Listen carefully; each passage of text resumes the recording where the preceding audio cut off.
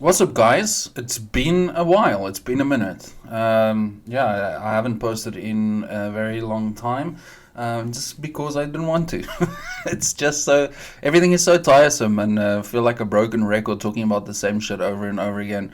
And to be honest, I don't have any sort of interest in covering or talking about like small day-to-day sort of news issues. When I look at people that do that kind of stuff, like I have a lot of respect for them, but I don't know how they do it to wake up every single day or every week, and you have to sort of, cover the most crazy, insane things happening in the news. I sort of like more sort of the broader kind of like broader spectrum, and one of the broader spectrums I'd like to actually talk about or just get off my chest is talking about this whole vaccine thing. And whether it is because there are obviously now it has come to light that there are like two distinct groups of people. Okay, now I'll say three distinct groups, but the two groups that are most vocal are the sort of pro anti-vaxxer people, and then you got sort of like the skeptical quote anti-vax people. Now, I would just like to go straight off the bat and say that you can't put everyone that is skeptical about this vaccine, which seems to be experimental. I mean, you see news articles come out of mainstream media outlets like CNN and the New York Times and so on, BBC maybe even. Sort of saying a new study suggests, and this is months after vaccines have started to roll out. So yes, if you're taking the vaccine, you are a test subject. Just taking off my jersey, it's warm. Um, so am I losing my train of thought already? Okay, so for people that are sort of skeptical about the vaccine and say that, listen, like, I don't want the vaccine, don't force me to take the vaccine, and everyone else saying, oh, you're a selfish asshole who doesn't care about grandma and grandpa, like, oh, and you're a science denier, you're an idiot, you're a fool, you believe in conspiracy theories. So I think there is a class of people that you can label anti-vaxxers that are anti-vaccination, period. Um, and I wouldn't call myself one of them. And I think the majority of the people that are sort of skeptical about the COVID-19 vaccine specifically don't fall in that category.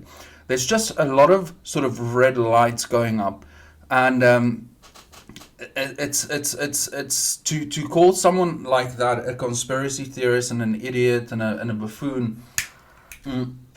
I don't think that is it's a fair take. At the very least, can't you understand why people are skeptical?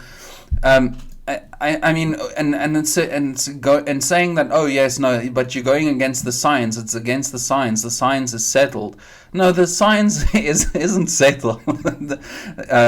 And to say that the science isn't settled and to question something is probably a form of like science, right? Because you want to see consistency. But the mainstream media and these people and the WHO have been everything but consistent. They keep changing their tune, for example, about the mask mandates. Um, and I see that, there's a headline. I'll read a headline or two. I don't want to get into any articles. But for example, this is crazy. Like, okay, so this is from the New York Times. A third dose of the AstraZeneca vaccine generated a strong immune response to the coronavirus. A study of clinical trial volunteers found. The research indicates that the shot could be used to extend immunity.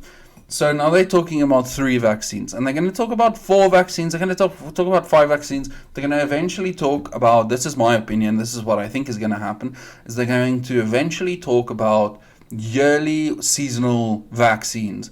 And what this means for a few people is a fucking shit ton of money. That's what it means. We're never gonna get rid of this coronavirus. Everyone says it's like the flu, So it's like the flu. So we have a vaccine for the flu, a seasonal vaccine for the flu, but you have to get one every fucking year because they mutate, right? There's new variants all the time. So you can put the country and the world in a hard lockdown and vaccinate everyone, but there's going to be a new strain, because viruses, just like any other organism, is it an organism? I don't think it's an organism. But just like any other fucking self-replicating thing is that you want to survive. And I actually believe that in the future, it's not going to get worse and worse and more dangerous, because if that would go against the sort of survival, evolutionary advantage of the virus. Because if you just kill all of your hosts, then the chances of you sort of replicating is less. So the less deadly you are, the more you can replicate. Probably the happier you're gonna be. I'm not a virologist. It's just I've listened to people. I've tried to listen to all sides. One side seems fucking crazy to me, while the other side seems less crazy, but a little bit more conspiratorial, I would say. And the reason I say that is because anything against the WHO and any sort of other sort of information, or doctors coming out saying don't take the vaccine, or this virus isn't as bad and this is what you need, ivermectin maybe, you need vitamin D, vitamin C, these sort of things. Those posts and those videos get deleted. So if you're listening to this, you probably won't. If you're listening to this, it's probably on BitChute, or I'm just too insignificant for YouTube to even bother. Another headline I just saw now on The Observer: why most people who have died with COVID in England have had the vaccination. Now this, just the headline should sort of just let you think a little bit. Like, okay, so if the vaccine works, why are people dying of COVID that are fully vaccinated? I'm not going to read the entire article, I'll just read the gist of it. Mail Online headline on the 13th of June read: study shows 29% of the 42 people who have died after catching the new strain had both vaccinations. In Public Health England's technical briefing on the 25th of June, the figure had risen to 43%, 50 of 117, with the majority, 60%, having received at least one dose. So it's not 100% effective. So calling someone an anti-vaccine conspiracy theorist because they are skeptical about the vaccine, and people are dying from the vaccine, and people are having serious adverse reactions. And no, you just shut up. You shut up. Because we only listen to CNN. It's CNN, Fox News, and fucking New York Times and so on. Legacy media. They're controlling the narrative. Although Fox News isn't that bad. I mean, Tucker Carlson, for example, who I enjoy listening to and watching, is a little bit more skeptical about the whole thing, and they actually, I think, try and do a little bit more like proper journalism. This brings me to another person, which is very funny actually, is Alex Jones. Now, I'm a long-time fan of Alex Jones. I've been listening to Alex Jones, well, on and off, I'd say, for about six years, around there, maybe more, 7 years. And I like Alex Jones because he's a crazy character. He's sort of larger than life, and he says crazy shit, and he's just a very entertaining person. And I think people who say, oh no, just Alex Jones, people take him, take every single word that he says as the truth and so on. Maybe there are some people, but I think the vast majority of people just enjoy Alex Jones for the character Alex Jones. But I have to say, recently I've discovered their platform, because obviously Alex Jones has been deleted off all other platforms. So he's got his own website. It's called banned.video. I urge you to just go and check it out, before you say, yeah, no, but he's a fucking this and a conspiracy, this and that. Just listen to the guy. Listen to what he has to say a little bit, and listen to the articles and listen to the news. He gets on the cool thing and the interesting thing about Alex Jones is that he gets on guests who have been deplatformed, who are not allowed to speak, and he gives them a platform to speak. And this is multiple doctors and people that, virologists, people that really do know what they're talking about, people that are scientists. People always say, yes, yeah, follow the science, you're a science denier. Oh, you're a Trump supporting science denier. Just then go and listen to scientists who have been silenced. But still, they are as much of a scientist and a doctor as the people that are have been washed clean by the mainstream media. So go have a look at that and go and listen to him. Alex Jones says a lot of crazy shit, but ironically enough, a lot of the stuff that he says comes true or has come true.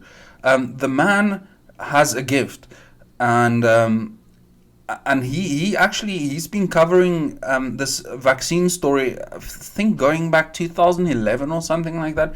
On his show, he recently played something, and it was pretty much about mandatory vaccinations, and with sort of more kind of like nefarious ideas behind it, like depopulation and so on, which is crazy. But then again, Bill Gates has done TED Talks where he talks about depopulation, and this is the way we're going to save the planet. And if you look at all of the rhetoric about climate change and all of this, it's like, okay, well, the best solution would be to get rid of a couple of billion people, actually. Now, I mean, this is a crazy thing to say. For me, it's even crazy to listen to it. I wouldn't call myself a conspiracy theorist. I like to sort of just wait and see. I'm just watching and observing. It's the same thing with the vaccine. I feel the same with the vaccine. I'm not saying that the vaccine is going to make me susceptible to some 5G control or some shit like that. But what I am saying is that, like, I'd much rather just wait and see. I'm young. I'm not the most healthy person on the planet, but I'm not obese and I don't have like underlying issues and so on. And I just think it's a bigger risk. Well, I feel like at this point it's a bigger risk taking the vaccine than it is to get the actual virus and develop natural antibodies. But I guess at the end of the day, we'll wait and see. We'll wait and see what happens. I mean, more studies will come out and more data. I mean, there's literally experiment being run at the moment. So we'll see.